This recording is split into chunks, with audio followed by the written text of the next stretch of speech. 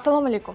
Ilmiy texnik axborot markazi tomonidan tayyorlangan qishloq xo'jaligi sohasidagi ilmiy va innovatsion ishlanmalar bo'yicha dayjest xabarlarni e'tiboringizga havola etamiz. Biotexnologiya yordamida hayvonsiz sut ishlab chiqarilmoqda. Dunyo olimlari qishloq xo'jaligi va oziq-ovqat sanoati uchun istiqbolli bo'lgan yangi texnologiya, genetik jihatdan o'zgartirilgan xamirturushlar yordamida hayvonlarsiz oqsil ishlab chiqish ustida ish olib borilmoqda.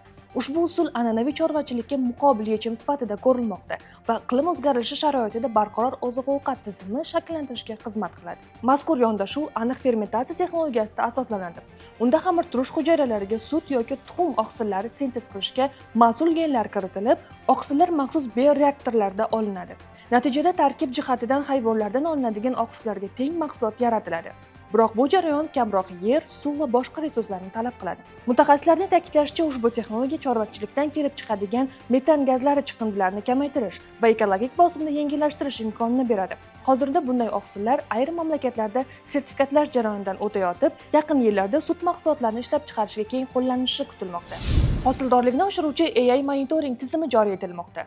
Olimlar va agrar startaplar maydondagi asalarilar va boshqa changlatuvchi hasharotlar faoliyatini kuzatish uchun sun'iy intellekt va kompyuter ko'rish texnologiyalarini joriy qilmoqda.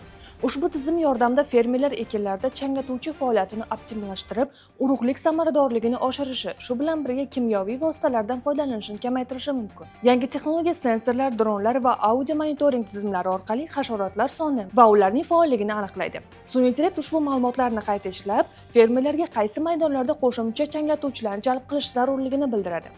Mutaxassislarning ta'kidlashicha, AI monitoring yordamida ekinlar samaradorligini oshiradi, hosildorlik barqaror bo'ladi va ekologik toza qishloq xo'jaligini rivojlantirish imkonini yaratadi. Shu bilan birga bu texnologiya meva va boshqa gullaydigan ekinlar uchun changlatuvchi hasharot bilan bog'liq muammolarni oldini olishga yordam beradi.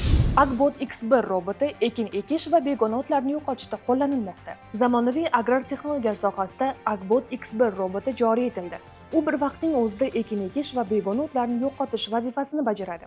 Robot sun'iy intellekt va vizual tanish tizimi yordamida ekinlarni begona o'tlardan aniq ajratib, maydonda ish samaradorligini oshiradi hamda vaqt va resurslarni tejash imkonini beradi. Agbot X1 maydonda mustaqil harakatlanadi, belgilangan tartibda ekin ekadi va begona o'tlarni yo'q qiladi. Bu jarayon kimyoviy vositalar sarfini kamaytiradi, ishchi kuchi talabini pasaytiradi va maydonning ekologik holatini yaxshilashga xizmat qiladi.